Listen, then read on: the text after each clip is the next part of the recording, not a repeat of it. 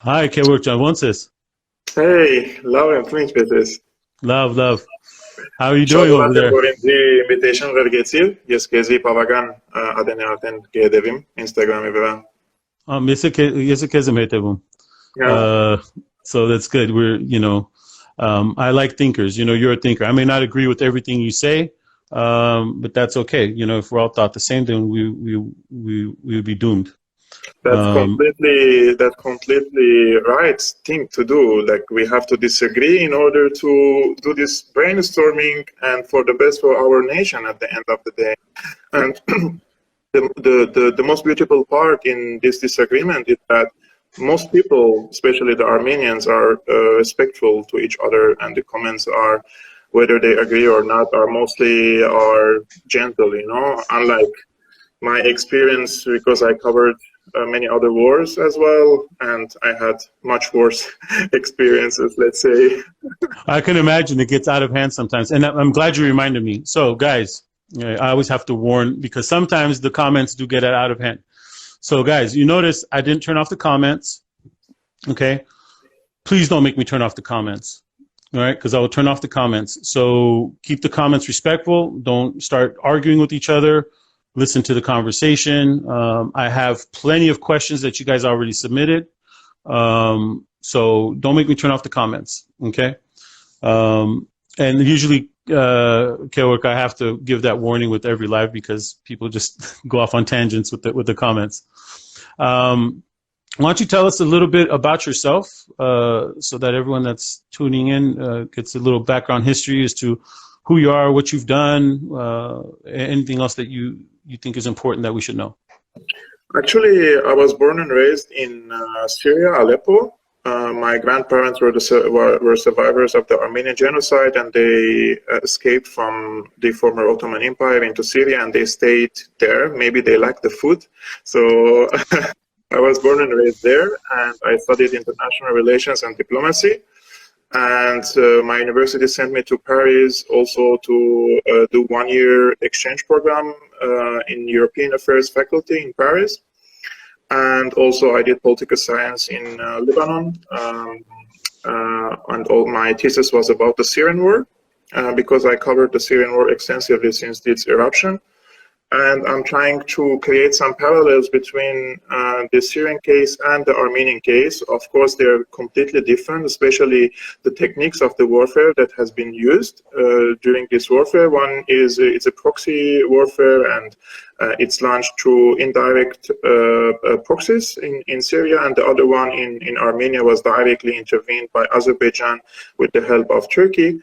But since I'm covering this wars, I have gathered some geopolitical knowledge about the real reasons behind such wars and the interests of bigger powers, especially the growing power of Erdogan's Turkey nowadays, and what Erdogan is seeking to do in the region, especially extending its influence through the MENA region and now in Southern Caucasus.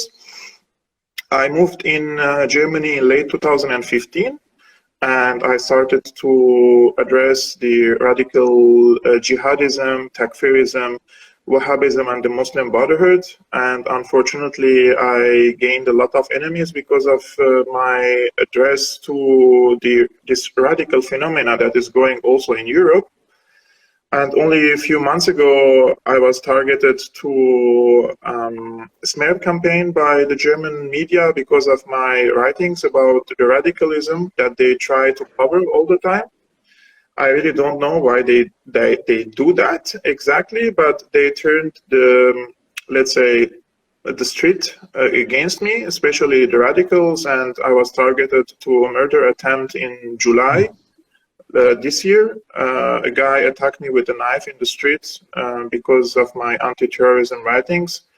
So yes, for some people, my ideas could sound provocative, but I say what I say based on my knowledge and conviction, and it's not my goal to provoke anyone, but we can discuss like we're doing now, and there will be no harm in discussion. So that's why it's in my best interest of the Armenians to listen to each other, Yes. especially maybe from someone who also came from a war zone. And I know how Turkey is extending its hand now through the MENA region, Middle East and North Africa, and how Turkey wants to extend its hand now to the Caspian Sea. And this is one of the goals of the last war in Artsakh. And this is one of my criticism for the recent deal in Artsakh. It's not about the halt of the hostilities. At the end of the day, we all want to have a peaceful lives. But there are many conditions in this, or articles in this agreement, that goes 100% against the Armenian interest, especially opening a route between Nakhichevan and Azerbaijan, passing through Armenian territories. Right. This could be suicidal for the Armenians in the coming decades, because Armenia is a small country, and we are highly dependent in our security on Russia. And in the near future, if Russian power declines, whether in Eurasia or in Southern Caucasus, this could have catastrophic consequences on the Armenians there, because believe me, Erdogan's Turkey is the new Ottoman Empire. Right. And whether we like it or not, the Turkish-backed terrorist groups in Syria, they committed ethnic cleansings. When we say ethnic cleansings, we mean that groups wanted to exterminate completely certain ethnic groups in Syria based on their religion or ethnicity, and the entire world watched, and they didn't blink an eye for what's going on in Syria. Yeah. Let's remember when the Turkish-backed terrorists invaded Kesab, the Armenian town in Syria. Nobody criticized, even if they were criticizing in media, but they were still supplying weapons and ammunition to Turkey. And they're still training these so-called moderate rebels in Syria who share the same ideology with ISIS, Al-Qaeda, and other terrorist groups. So we have to be careful. Armenians are now, they face an existential threat because of this war and because of our mismanagement of the war, in my opinion. There is nothing personal against Mr. Pashinyan or anyone else. I was wholeheartedly supporting him during the war, because during national wars and existential wars, we put our differences aside and we support the leader. But in my opinion, Pashinyan mismanaged this war in Artsakh, and he had deadly mistakes before the eruption of this war, especially pulling the carpet, the Russian carpet, under the feet of the Armenians when we are in dire need. You like Putin or not, that's a different issue. But when you live in such a brutal region like the Southern Caucasus now, and you know how Azerbaijan in the last 20 years, they're buying weaponry worth billions and billions of dollars that we can't afford. Why are they buying all these weapons? Of course they're buying it for Armenia. I mean, they don't have other enemy in the region. What we were doing in the last 20 years, our officials, especially these Russian oligarchs that were ruling us since independence, they were filling their pockets. And I'm sure you were in Armenia a few times, and you see this gang lifestyle that they were building for themselves. Right. We haven't even developed one single drone, a military drone during this period. Azerbaijan was hunting our soldiers in Artsakh for more than 4 weeks. And we were gunning down these drones. That's not enough. They are achieving ground advances thanks to the technology that they bought. Yes. So they were buying from Israel, they were buying from Turkey. So we needed to play on these controversies, because Azerbaijan is considered an advanced territory for Israeli surveillance on Iran. So you need to open up more into Iran and maybe use the technology of Iran, because Iran has two important technologies. One, they develop their own drones, and two, they have the technology to control, take over drones without shooting any bullets. That's what the Iranians did with the American drone a few months ago when Americans were trying to spy on Iran. and they controlled on the drone, and they took it down peacefully. So Thank you very much. we really need to benefit from these experiences. Are they the only ones that have that capability right now? No, of course not. I'm pretty sure if our engineers, especially those who are experts in mechatronics and robotics, they can develop softwares in Armenia. We know that the tech sector in Armenia is very good. And Right. comparing to Azerbaijan, we are much more advanced in technology than them because they only buy their technology and they train on it. But we can develop our own technology and even sell this technology. Look to what Israel does. Israel also is a tiny state, but Israel develops its technology, its own software, and they sell their knowledge. We are productive people, we are intelligent people, and we always say, oh, we are economically poor. That's true. We don't have access to the sea, we don't have access to the oceans, we don't have oil and gas. Then we need to overcome this economy that is based on services and tourism. I mean, if the Armenians don't visit their fatherland, how can every year for tourism, how can this country survive? We need factories, we need manufacturing, we need technology, manufacturing. Look to the Middle East, Syria, for example, nowadays, they are in dire need for such technology. Why not selling such technology to Syria, to Egypt, to countries that we have a similar struggle against the Turkish expansionism in the region? Why do you think that is? What do you think is the reason that has kept us from doing that? Actually, I have an exclusive information from Armenia, from my sources there, that Armenia now started in developing drones, military drones, which is too late. I'm sure they're doing it now. Yeah. I mean, this responsibility doesn't lie on Pashinyan. He's only in power 2 years ago. Right. The predecessors, especially those who were in charge of the military, I mean, this is a question that we need to raise to them. I've been watching the videos from Artsakh, and I don't understand why our boys were standing in open air in front of military drones that you can't even see. They're shooting from tens of kilometers and they're hitting our boys like, sorry for this comparison, but like a rabbit. They're hunting our boys like rabbits. And our missile system is an old S-200 system, and some S-300s were also transported to Artsakh, but that's not enough. You need deadly drones, kamikazes, in order to face the Azeris. And also one important point, where were the tunnels in underground bunkers in Artsakh? This is a very mountainous area. I will just mention 2 examples here. In Lebanon, in 2006, Israel attacked Lebanon from the southern borders of Lebanon, and we know that there is, I don't want to mention the name because it goes against the Instagram rules. So the Yellow Flag group in Lebanon, they were busy since 1996 for 10 years in digging tunnels under the ground. They have built a city under the city. I visited one of these bunkers, and it's mind-blowing. It's a city under a city with full communication, phones, internal phones, intranet that nobody can spy on these tunnels. And with a few hundred of fighters, they repelled one of the strongest armies in the world.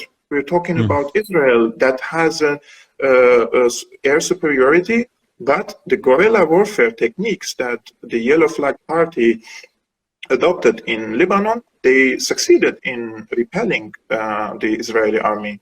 The same thing now is happened in Syria, but the other way around. This time, because the war in Syria is a regime change war, regardless of what the media says about it, the American administration learned from these experiences and they adopted this strategy in Syria by supporting the jihadists who were also, they built all these tunnels and bunkers. There is an area called in northern Latakia in Syria. It's a very high mountain. Since 5 years, the Russian Air Force is bombing these hills, and the Syrian army is not able to advance because they build this like an entire city inside these mountains, and you can't. It's a ghost war. So we could have learned from these techniques. It's very unfortunate to see all these heavy artilleries of the Armenians were in an open air area. It's not even there, or not even bushes over this over our artilleries. And the Azerbaijanis with a remote control sitting in Baku, they're hitting us very easily. It's very sad. It almost seems like they didn't expect them to attack, like as if they were comfortable as like, oh, they'll never attack. Not that they didn't expect like the strategy. I'm saying it seems like almost they're comfortable in that maybe they felt that a move wouldn't have been made. You know, all the pieces that have been set in place. It's from someone like, you know, not investing it for 20 years, not doing anything for the last 20 years. It almost seems like they were comfortable in knowing that nothing was going to happen there, or they knew something would happen there and they didn't care. It's one of those two, right? You mean the Armenian side, right? Correct, right. I think it's a miscalculation. I think they didn't expect this attack, which is, in my opinion, a naive thing to do, especially that Turkey in the last 10 years, they occupied northern Syria, they occupied parts of Iraq, and they have a military presence in Libya, and they're trying the same in Egypt. So it's pretty obvious that the neo-Ottomanism project is, Erdogan is extending his hands here. Do you think it was this overconfidence in European countries or Russia to step in if something did happen? Actually, it's the first part. It's overconfidence that the European countries won't allow Turkey to attack. One of my it's not a hobby, but if you do research, you also want to read the comments of the ordinary people. Like during this war, we have seen a lot of Armenians were appealing to the European Union, to the United States, to Canada. They will never intervene in support of Armenia. That's not going to happen. European Union itself, they can't manage their differences with Turkey, which is blackmailing Europe for the last 10 years. And Turkey opens the borders for millions of refugees and says, hey, give me $8 billion, or I open my borders again. And Europeans give money. And at the end, Europe also needs the Azerbaijani gas. We need to understand this. They need the Azerbaijani gas, they need the Qatari gas in order to stop buying from Russia. This is an American demand. So at the end of the day, if we open a route between Azerbaijan and Turkey, in the next few years, the first thing we will see is an Azerbaijani gas pipeline passing through our territories into Turkey and from Turkey to Europe. This is the first thing we will gonna see. And at the same time, we will see that Erdogan is extending his pan-Turanic neo-Ottoman project through our territories to the Caspian Sea, because we know in Central Asia, a lot of countries in Kazakhstan, Tajikistan, Turkmenistan, a lot of people there, they believe in Erdogan's aspirations. Also in Pakistan, it's mind-blowing. Like, I'm reading the hate comments from Pakistani activists. I'm wondering, there is no even mutual history between the Armenians and the Pakistanis. Why do they hate us this much? It's because of Erdogan. Erdogan he's our enemy, and we have to give him some credit because this guy is charismatic and he's able to mobilize the people behind him thanks to his populist rhetoric, thanks to his Islamic project that can unite the people. And a lot of people bought his crap, and they think that he is anti-Israel, that he will liberate Jerusalem, and la la la la la. At the same time, he's buying he's in bed with them, and then he even made that one comment that slipped out. It said Jerusalem is ours, or is our city, or something like that. And you're like, are you guys hearing this? Like, what? This statement came during the recent war in Artsakh, I mean, Yeah. Israeli cargoes, two very big cargo of weaponry have been shipped to Baku during the war. And Erdogan is coming out, says, Jerusalem is our city. And the second day, the defense minister of Israel criticizes Erdogan and says that he's destabilizing the region. I was like, guys, what a perfect timing for your statements. You know, it's like a tick and tack. It's like a ping pong they're playing with us. The Israeli support to Azerbaijan is really, it's not only about Armenia. At the end, I also follow the Armenian lobby work, for example, in the United States. And on the surface, you think that the relations are good with the Zionist lobby there. But when it comes to hardcore real geopolitics, it's always the Zionist lobby. They side with the Azerbaijani lobby and with the Turkish lobby when it comes to real serious issues related to Armenia. This is one for their, they don't want the Armenians to see strong and independent. And two, it's Iran. Always, there is an Iranophobia in Israel, and they want in any way possible to harm Iran. And now, when the war ended theoretically in Artsakh, now the Iranian officials are angry because of this route that will be opened between Azerbaijan and Turkey, and they see that they will be more isolated, and they believe there will be Israeli military bases in the newly captured areas by Azerbaijan. I mean, look, in my opinion, Iran should have helped Armenia. That's out of question. For in the 90s, they did. Even Qasem Soleimani was present in his giving his experiences to the Armenian side. But now some things changed since 2.5 years, and the Iranians and the Russians were paranoid after alarm after the Pashinyan came to power.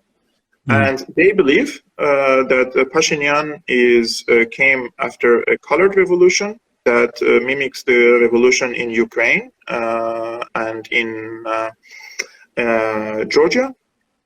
And they believe that he's trying to be the new Saakashvili of Armenia. Look, some people were harshly criticizing the links between Pashinyan and Soros. It's not like Soros comes and tells Pashinyan to be president. That's not how things work. I've been doing now some research about the Soros work in Armenia, and you can find on their website, I mean, on the Open Society Foundation, that George Soros is the president of it. It's in their website, and they say they're already funding projects in Armenia with net $53 million. Now in Armenia. They're supporting mostly educational programs, media outlets, journalists, individual journalists, and human rights projects. So I just want to give some context to this issue, because in my opinion, this is very important. Any empire in the world, since the first day of mankind, the pillars of any empire are three. One is the military power, and two, the economic power, and three is the cultural or civilization power. So the Romans, the Greeks, the Ottomans, call it the Islamic State, the caliphates that came, they all had these three. If you go now to southern Spain and you see the Islamic civilization there, or you go to Syria, you see the Roman and Greek civilization in Syria, they all exported their language, their culture. It should be impressive to the people, and they should buy it, and they should adopt it, and step by step, they feel more belonging to this culture. And when you belong to this culture, you automatically affiliate yourself with also the geopolitical position of that country.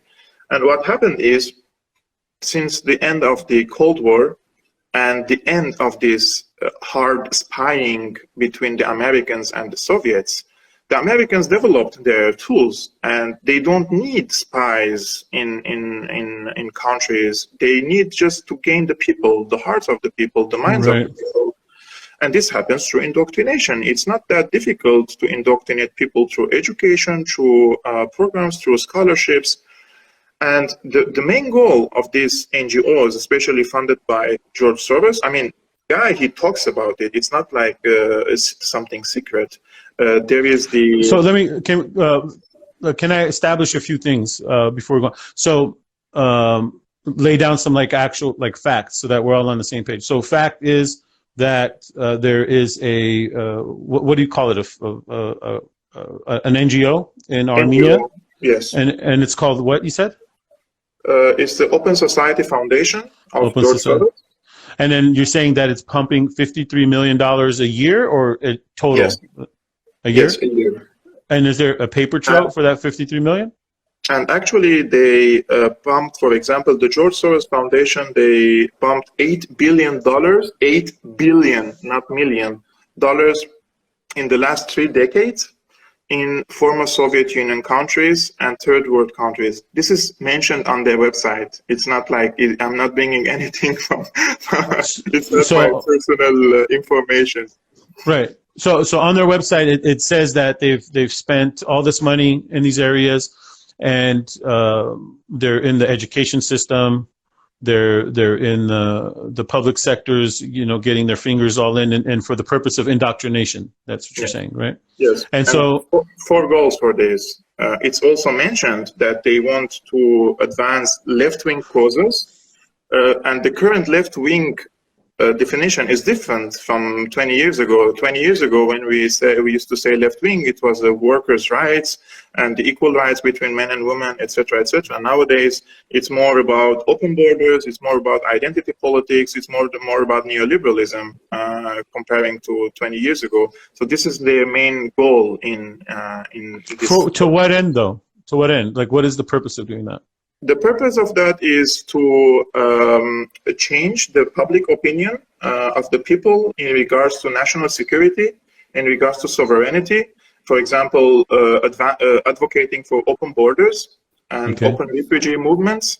And neoliberalism, for example, the promotion of neoliberalism ideas and values categorically contradicts the Russian values and the Russian sphere of influence. The Russians are spreading more conservative ideas in this region, and it's also their doctrine, and that's how they're gaining influence in that region. So the main goal of this is to weaken Russia and to encircle Russia by states that its people are hostile to Russia. Nowadays, if you go to Ukraine, especially after 2014, after the Maidan Revolution, the public opinion is the majority are against Russia, and that didn't happen in one day or another. Actually, these NGOs, they pumped billions of dollars in Ukraine since 1990 till today in Ukraine in order to turn the public opinion against Russia. And when the revolution happened, in few days, the president of Ukraine escaped the country. And the same thing happened in Georgia. But what happened is, because Russia, they don't have this soft power like the Americans have in these countries. They can stretch their power only through hard power. And what the Russians did, in Georgia, they occupied Abkhazia and Ossetia. They said it's ethnic Russian people that we have to protect. I mean, they were very close to the Georgian capital, I believe in 2008 or 2006. And in Ukraine, when the Maidan Revolution happened, Russia occupied eastern Ukraine in Novorossiya or Donetsk and Donbass, and occupied also the Crimea. I was in Donetsk in April 2015, and I know how the Russians are incapable of countering this soft power of the Americans, so they feel nervous about it, and they stretch their power into military means. And this is now, in my opinion, also what happened in Artsakh. The Russians believe that Pashinyan was plotting against them. And I'm only hoping, this is only a hope, not an information, that the Russians don't have a hand in this war by letting Azerbaijan or giving a green line to Azerbaijan to attack Artsakh. But what happened is this deal explains everything. It's a complete victory for Russia. They have now a presence in the Southern Caucasus that, of course, we can protect our cultural sites thanks to these forces, but also to draw lines for the expansion of Turkey. So the main player now is Russia, the second main player is Turkey, and then Azerbaijan, and then Armenia. And the Iranians are isolated from all this. With the road that's cutting through Armenia right now to connect Turkey and Azerbaijan, don't you think that since it's going through Armenia, it gives Armenia a certain level of power, since it's going through our land, like we can essentially have control of it and shut it down if need to, indirectly? It depends who will monitor these routes, because also media reports from Russia say that the Russians will monitor this route. And they do the same in Syria. We have two important highways in Syria called the M5 and M4. And the Russians, they are guarding some parts of these highways, and they secure it like 10 kilometers on both sides of this. This is in all ways, we lost the sovereignty over this route, whether it's the Russians or whether the Turks. The Turks, of course, they wish to have a presence there, and the Russians will not allow it. But the Turks, they're very confident that in the future, thanks to, for example, the resettlement of these mercenaries, maybe in Artsakh, they will grow their leverage, they will grow their influence in the Southern Caucasus, and they will wait for the right moment when Russia is passing through some dangerous situation or decreasing its power. And the Turks will never hesitate to eliminate the Armenian presence there. That's the end goal of it. It's a complete annihilation of the Armenian presence and the continuous connection of linking Turkey to Azerbaijan, to the Caspian Sea, and in Central Europe, Central Asian countries that are also belong to Turkic clans. So, what do you think were the key mistakes that Pashinyan made? Let's get on that really quick, and I want to get your input on that. I mean, I've heard you say it before, but I don't know who else has heard your analysis. If you can, and also, how long do we have with you? Do we have to end after 1 hour? Or are you able to do two? Actually, I have to do a telephone conference when we finish after an hour. Like I still have like 30 minutes or something to discuss. Okay, because we have about 30 minutes left. I haven't even gotten to the questions. Okay, let's do a quick rundown of where you went wrong in your opinion, and also my question with that is: do you think it was? Do you think he just made bad decisions, or do you think it was the intent, that he had intent behind his decisions? No, I think he had made bad decisions, not his intent personally, to provoke Russia, for example. He tried to change the geopolitical position of Armenia from Eurasia into the Atlantic. And by doing so, he tried to improve his relations with the NATO. And he also voted a few times against Russia in a few international conferences, and he appointed a lot of people from the civil society that brought him into power, and these were mainly anti-Russian activists, and especially in the intelligence apparatus and in the military apparatus. And the Russians were very alarmed by these appointments, and they thought, like in their conviction, that Pashinyan is becoming the new Saakashvili, as I mentioned. So they really withdrew the carpet under the feet of Pashinyan and Armenia. I mean, before Pashinyan, these oligarchs were sorry about to say, they're fucking corrupted animals who deprived the Armenians from dignity and from their basic needs. Yes. The only thing that they were good at is appeasing Russia. So the Russians were like, okay, you rule that country as long as you geopolitically are aligned with us. And what Russia did under this oligarchy, it's not like they supported Armenia, but they just prevented Azerbaijan from... that's kind of what I was hinting at earlier with that level of comfort they felt, where it's like, they're so in bed with Russia that Russia gave them assurances like, don't worry about Azerbaijan. Yes. And Yes. and that's why they're like, well, screw it. This money, we're going to party up with this money and use it and line our pockets. And we don't have to protect ourselves because Russia is going to take care of us because we're doing Russia's bidding.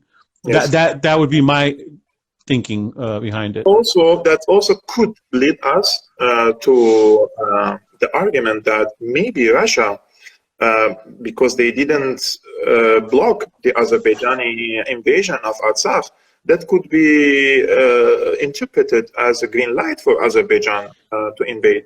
And what Russia did is they waited till the Azerbaijani army reached into Shushi, and then you know that only a few hours before Pashinyan posted the deal on Facebook, there was a presidential plane that landed in Yerevan from Russia, and it's like, my opinion is the Russians told Pashinyan, you will lose Artsakh completely if we're not going to stop the Azerbaijanis. You have to sign on this, and he did.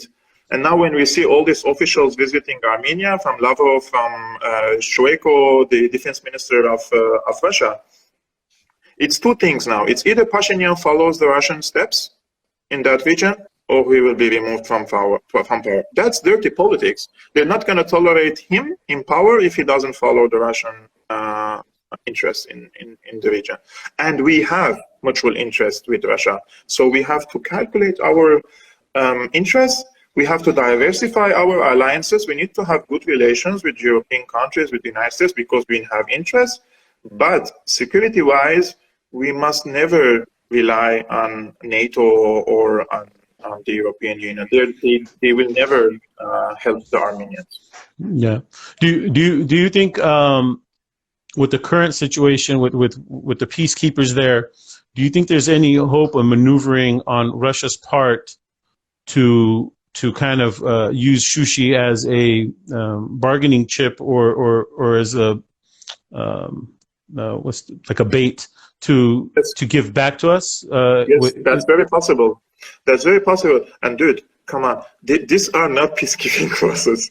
I know. Right? If we see the equipment Russia is deploying in Artsakh, these are combat forces, and they're certainly not there just to keep the peace, quote unquote. So I think Shushi, especially that there are contradictory reports and statements from different officials. They say the final status of Nagorno Karabakh is not yet settled, so there should be negotiations over it, la la la. So on one hand, while we criticize Pashinyan for it, we also need to say maybe, just maybe, this deal could lead to at least we keep Shushi partially, or we could go easily visit Shushi again, because if it's 100% in the hands of Azerbaijan, forget about it. You will never be able to visit Shushi. As an Armenian, you will be in a hostile territory there. So I hope the Russians, this time, they don't follow the steps of Stalin, that fucker who gave Nagorno-Karabakh to Azerbaijan just to appease Turkey. Also Nakhichevan and Western Armenia, they divided our country, and all this war that is happening now is because of that genius Stalin, who wants to appease Turkey after World War I, although Turkey lost the war and we were on the side of Russia in World War II. So it's really ridiculous to see how former Soviet Union played with the Armenians. I hope Putin doesn't fuck with us again. Yeah. Do you think Pashinyan should be removed, or do you think that he can stay, but with certain modifications to the administration, which it seems like he's doing right now? For me personally, it seemed like an administration problem. The people he had surrounded himself with. You're only as good as the people giving you advice, in my opinion. What are your thoughts on that? This is what I mentioned. It's not like some foreign hands brought Pashinyan into power, but they prepared the environment for him to be in power. So the people who surround Pashinyan, he should know that they really trapped him in this war. That the advisors that gave to him, it's really, it's basic. It's like when you go to Faculty of Political Science, it's like 101. It's like in the first class. The mistakes were on this level, the geopolitical calculations of Pashinyan. So if Pashinyan stays in power and he changes the track or modifies the track, that would be nice. Why not? I mean, if he's doing great domestically, economically, socially maybe, but he's not that smart on the geopolitical level, but he changes the track. No, I mean, as I said, it's nothing personal, and especially if the alternative means the return of that fuckers again, then it's a no-go. It's a no-go for me. I would not like the previous administrations to come back. We need to balance. It's not like in politics you have a basket of eggs, and you need to distribute these eggs into different baskets. And in Syria, we are a tiny state. More than 100 states fought against Syria. Tens of thousands of multinational jihadists fought against Syria.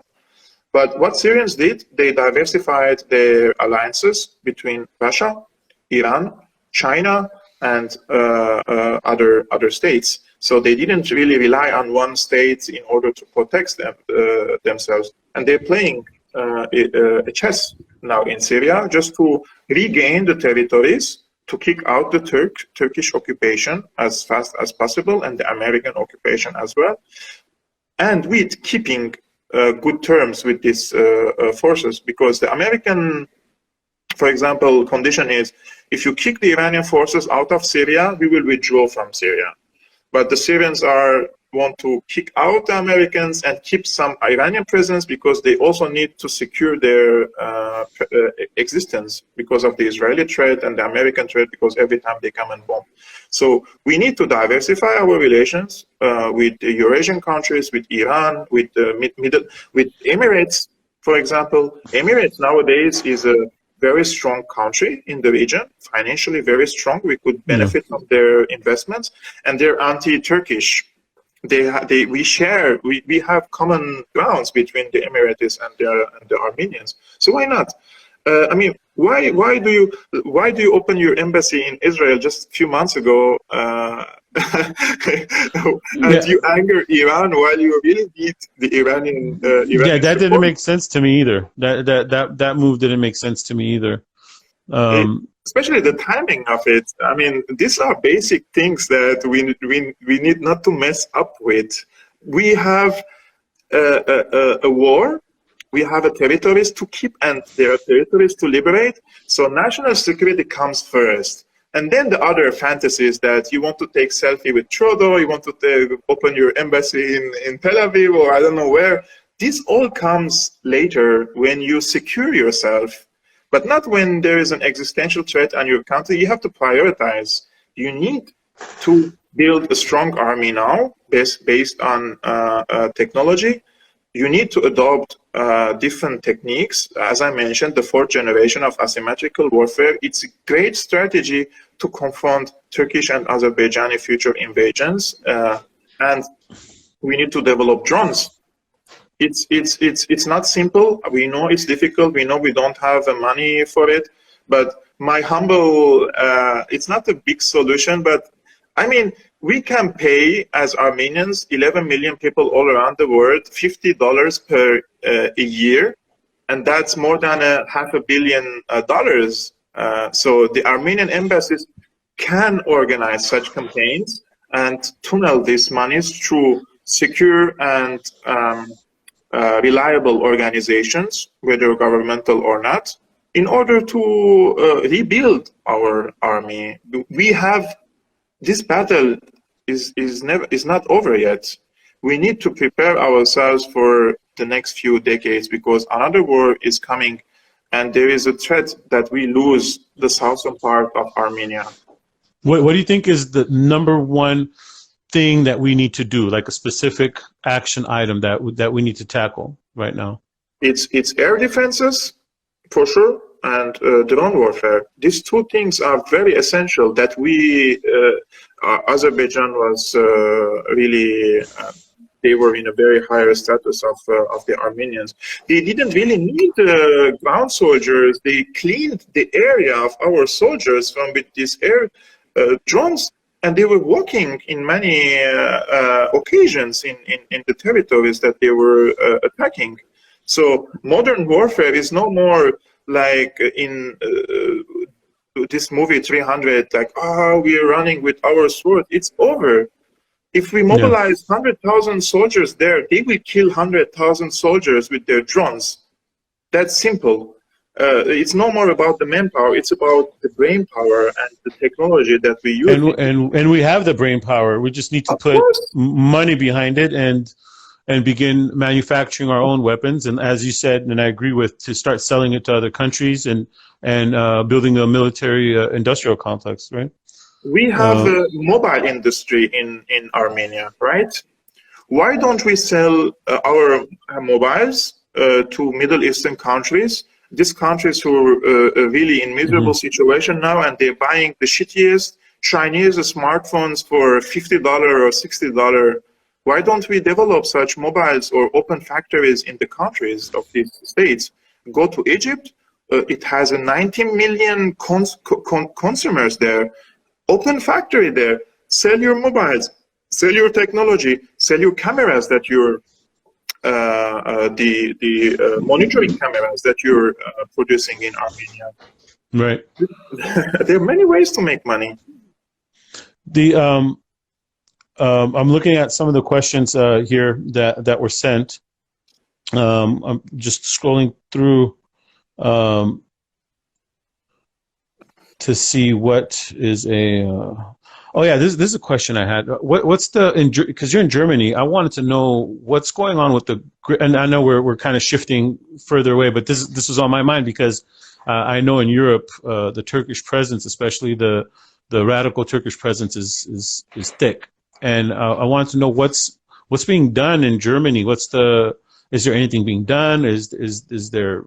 Tell me about it. What's happening over there? And we have 10 minutes left before it shuts off. Yes, the situation in Germany is very volatile. Turkish influence is very big through their cultural centers, through the mosques that they built here, and they indoctrinate tens of thousands of Turks and non-Turks. And now with the flow of the refugees, 2 million refugees there, the Turkish strong community is trying to absorb and include them. Of course, most of the people will not, but it needs only a tiny minority of radicals to ruin the peaceful life in Germany, and they tried a few times. The grey wolves are here, but in my opinion, they're not as strong as the Muslim Brotherhood organization. The Muslim Brotherhood organization is a very radical. They look very cute. They look very modern. They wear dresses, ties, and everything. But their mentality is like ISIS, and they're like a soft penetration of the German society until they have enough power in order to project their social and religious and ideological power in Germany. But Germany is, until the moment, they are not able to address this threat at all. In the contrary, they're just trying to appease them in order to avoid any clashes with them. But this is leading to the increased power of the far-right groups in Germany. I mean, action has a reaction. And at the end, if the Merkel government doesn't balance its policies in Germany, because they opened their country, there are no more borders, and they just want to everybody come here. If they don't balance this, this could lead to the acceleration of the growth of the radical right, for example, and this could lead to clashes between these grey wolves, the Muslim Brotherhood, and the Wahhabis, and the Germans.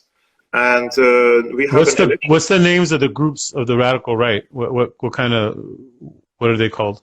There are a few banned groups in like Pediga in Germany, and they're banned. but they have a popular base. So let me get this straight. They banned the radical right groups, but they haven't banned Grey Wolves. Is that right? Yes. So the Grey Wolves are not banned. The Muslim Brotherhood is not banned. Not yet. Wow. Yes. I know that's very funny, but when I criticized the radical Islamists in Germany through my videos or my speeches here, the German state media launched a brutal campaign against me, media campaign, and they portrayed me as a radical right-wing person who is here to spread his hate. While and they even turned it into a hate against the Muslims. Well, when I was saying is the majority of the Muslims are peaceful people and they want to have like a normal lives in Germany, but we have these radical Islamists that we need to address their threats in Germany. But what the German media did is a media campaign. They did a character assassination against me, and they do you think that's to appease them so that they don't get worked up? Is that why, or why would the German media turn against you? For two reasons. One, because I am a pro-Syrian government, a pro-Syrian army in Syria. Like for them, it's like if you support the Syrian government, that means you support Assad. And Assad, they consider him like the Hitler of the 21st century. They don't say the same to Erdogan, although in Syria, we know that this is a proxy war and it's launched by Turkish, Qatari, Saudi money in Syria. So, of course, as Armenian, Syrian, and I need to stand with Assad in this existential war.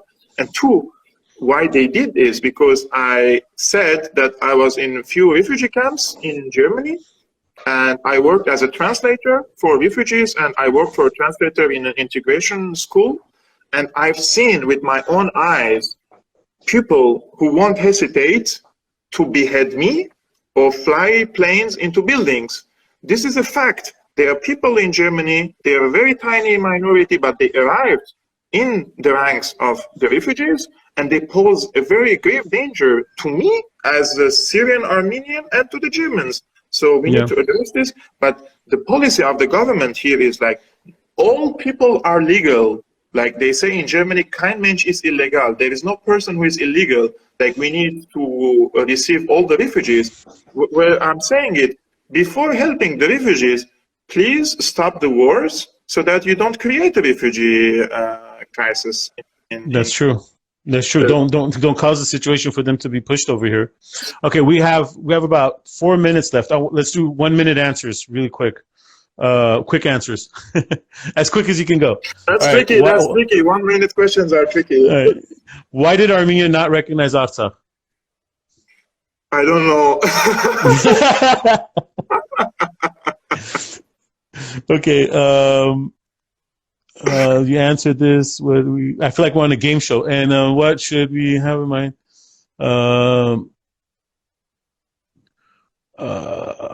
God, these are all answered. You answered all these. You did a great job.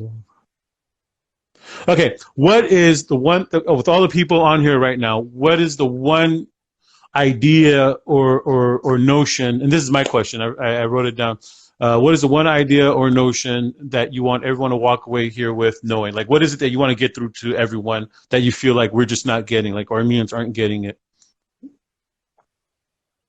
The question is to me or to your audience?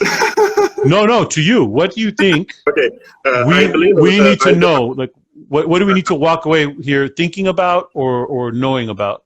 Yes. First of all, we need to prioritize we need to see our priorities. One, national security, borders, sovereignty. Then comes the identity politics that some of the groups are pushing. We need to preserve our national identity before we secure our borders, before we eliminate the existential threat on Armenia. We cannot pursue an identity politics that says this guy is liberal, this guy is left-wing, this guy is conservative, this guy is genderqueer, this guy is an LGBT, la la la la. We need to keep our society harmonic now. This is not the right time to divide our society into groups. And because when you divide your country into groups and you promote for sub-identities, that will divide your society horizontally. And this is not the right time for that. We need to support all of us now.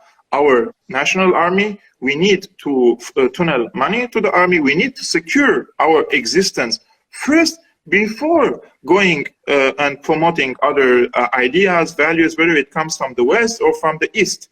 We have our civilization in Armenia, and I don't think that we need to be really inspired by other countries. We can export our civilization to the world. We don't need the model of the EU or the model of Russia.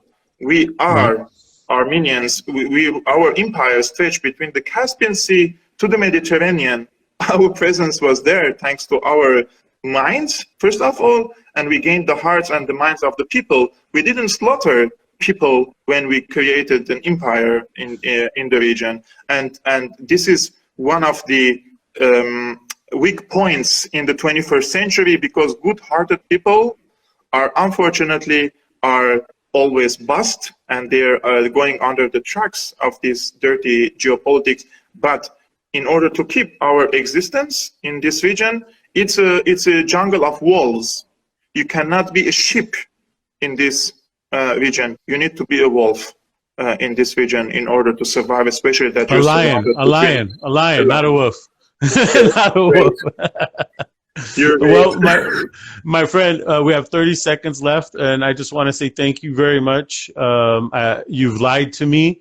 You are not controversial. I found myself agreeing with pretty much everything you said. I can't think off the top of my head where I disagreed with anything you had to say. Very rational thoughts. So thank you, and I hope we can do this again. I very much enjoyed it. I would love to elaborate on more subject matters in the near future.